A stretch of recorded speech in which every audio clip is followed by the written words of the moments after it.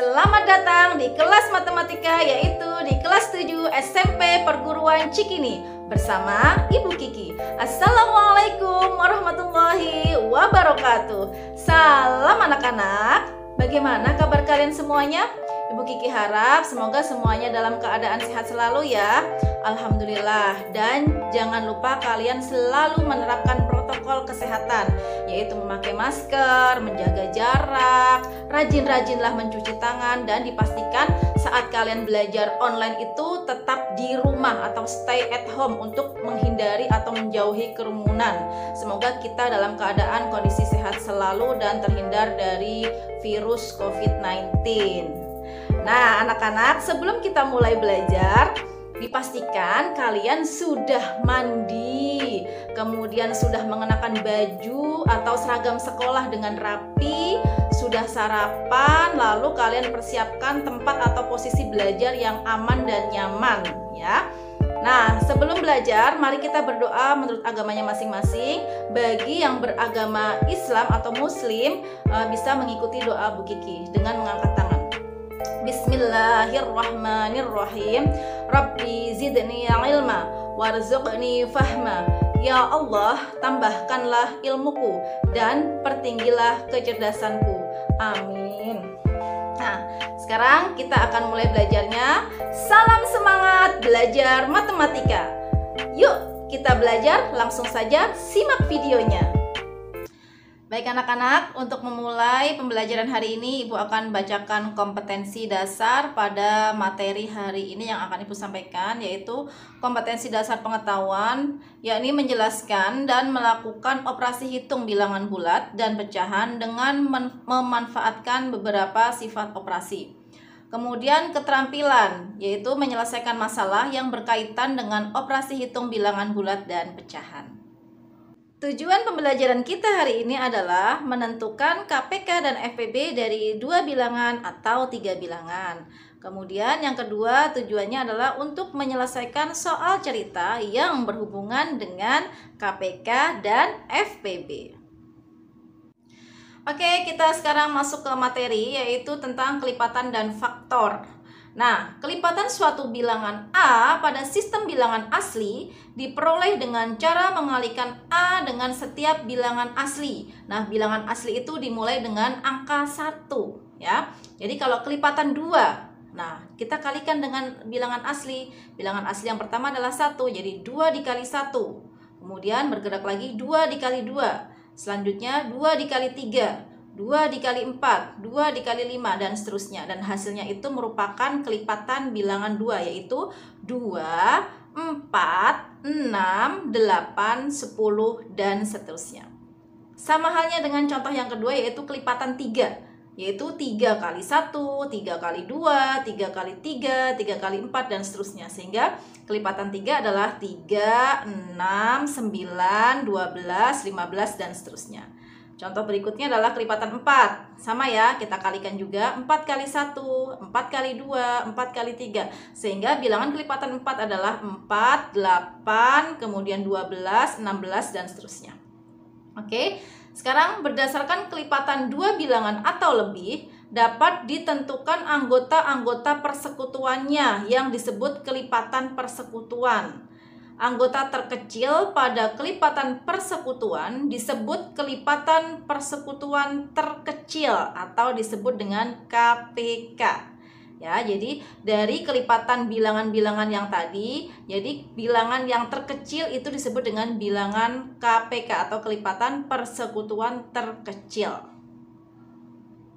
Nah, sekarang contoh. Tentukan KPK dari bilangan-bilangan berikut. Contoh yang pertama adalah 3 dan 4. Jadi caranya kita cari tahu dulu kelipatan dari 3 dan 4. Nah, kelipatan dari 3 adalah 3, 6, 9, 12, 15, 18, dan seterusnya. Kemudian kelipatan 4 itu adalah 4, 8, 12, terus 16, 20, 24, 28, dan seterusnya. Kemudian dari kelipatan 3 dan 4 tersebut, kalian cari kelipatan persekutuan dari 3 dan 4. Itu artinya kalian cari kelipatan yang sama, yaitu yang sama adalah bilangan 12, 24, 36, dan 48. Nah, dari kelipatan persekutuan 3 dan 4 tadi, Nah, kalian cari kelipatan persekutuan terkecil dari 3 dan 4. Yang terkecil yang mana? Dari 12, 24, 36, dan 48. Yang terkecil adalah 12. Sehingga KPK dari 3 dan 4 adalah 12. Ya. Jadi gitu cara menentukan KPK dengan cara mencari faktor-faktornya. Kemudian contoh yang kedua adalah 3, 6, dan 8. Jadi sama ya caranya ya, masing-masing kalian cari faktor-faktornya. Nah, kalau sudah ketemu faktor-faktornya dari masing-masing bilangan, kalian cari kelipatan persekutuannya. Jadi yang sama yang mana? Kita cari dari 3, 6, dan 8 ya. Yang sama adalah 24. Kemudian 48, 72, dan 96. Nah, kalau sudah ketemu yang sama, baru kalian bisa tentukan KPK-nya. Nah, dari faktor tersebut yang paling kecil yang mana? Yang paling kecil adalah angka 24. Jadi KPK-nya adalah 24. Kita lanjutkan dengan faktor dan faktor persekutuan yang kedua, yaitu faktor-faktor dari suatu bilangan dapat diperoleh dengan cara menyatakan bilangan tersebut dengan hasil kali 2 bilangan atau lebih. Nah, untuk itu perhatikan uraian yang ada di bawahnya. Kita cari faktor dari 12. Kita cari 2 bilangan yang dikalikan akan menghasilkan angka 12, yaitu 1 dikali 12, 2 dikali 6, kemudian 3 dikali 4. Nah, masing-masing bilangan tersebut merupakan faktor dari 12, yaitu 1, 2, 3, 4, 6, dan 12. Kemudian yang kedua adalah 70. Nah, kita cari 2 bilangan yang dikalikan yang hasilnya adalah 70, yaitu 1 dikali 70, 2 dikali 35, 5 dikali 14, kemudian 7 dikali 10. Nah, masing-masing bilangan tersebut merupakan faktor dari 70, yaitu 1, 2, 5, 7, 10, 14, 35, dan 70. Itu adalah faktor dari 70. Nah, berdasarkan uraian tersebut dapat disimpulkan bahwa mencari faktor suatu bilangan sama artinya dengan mencari semua pembagi yang habis membagi bilangan itu. Bingung ya? Ya, jadi kita cari bilangan yang habis membagi bilangan itu, ya. Lanjut. Dari 2 bilangan atau lebih dapat ditentukan anggota-anggota persekutuannya yang disebut faktor persekutuan. Anggota terbesar pada faktor persekutuan disebut dengan faktor persekutuan terbesar atau nanti kita sebut dengan FPB. Nah, sebagai contoh perhatikan.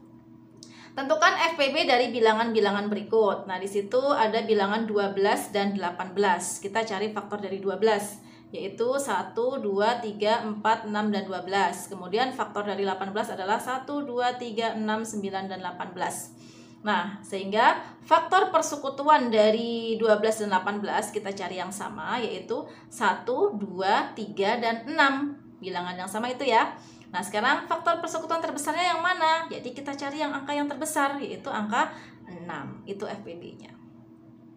Selanjutnya contoh yang kedua adalah 24, 48, dan 72. Kita cari faktornya dari masing-masing bilangan tersebut. Nah, sudah dituliskan di situ ya. 24 itu faktornya adalah 1, 2, 3, 4, 6, 8, 12, dan 24.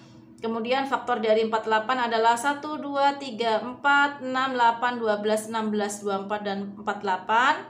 Dan kalian bisa perhatikan faktor dari 72 di situ sudah dituliskan ya. Jadi kalian cari bilangan yang dikalikan hasilnya adalah 72. Kemudian kalau sudah kita tentukan faktor persekutuannya dari 24, 48, dan 72. Jadi kita cari bilangan yang sama. Faktor dari 3 bilangan tersebut yang sama adalah 1, 2, 3, 4, 6, 8, 12, dan 24. Nah, kalau sudah diurutkan yang sama, baru kita cari atau tentukan FPB-nya. FPB-nya adalah yang terbesar. Yang terbesar angka berapa? 24. Sehingga FPB dari 24, 48, dan 72 adalah 24.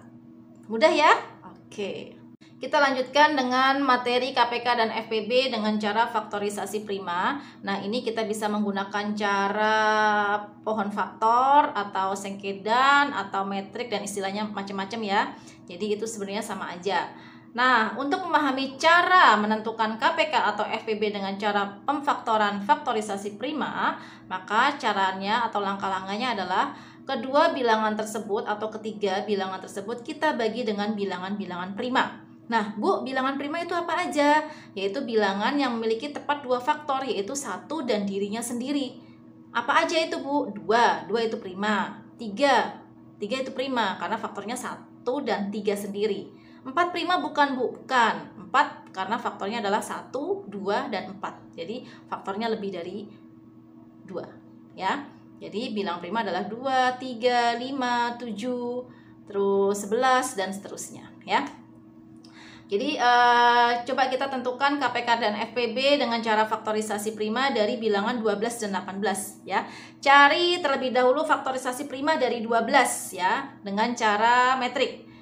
12 kita bagi dengan bilangan prima yang terkecil dulu, yaitu 2. 12 dibagi 2 adalah 6. Kita lanjutkan lagi. 6 dibagi 2 adalah 3. Nah, kalau sudah sederhana baru kita tuliskan. Faktornya adalah 2, 2, dan 3. Kita bisa tuliskan menjadi 2 pangkat 2 dikali 3. Selanjutnya kita cari faktorisasi prima dari 18, ya. Kita bagi terlebih dahulu angka 18 dengan bilangan prima, yaitu kita bagi 2 dulu, ya. 18 dibagi 2 adalah 9, 9 dibagi 3 adalah 3, ya. Sehingga faktorisasi primanya adalah 2 kali 3 kali 3. Bisa dituliskan menjadi 2 kali 3 pangkat 2, karena 3-nya ada 2.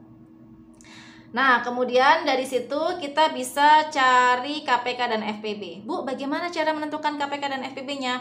Nah, cara menentukan KPK-nya itu adalah kita cari faktor yang berbeda. Kalau ada yang sama faktornya, kalian pilih pangkat yang terbesar, ya. Jadi 2 pangkat 2 dengan 2 itu sama-sama, ya, sama-sama 2 faktornya.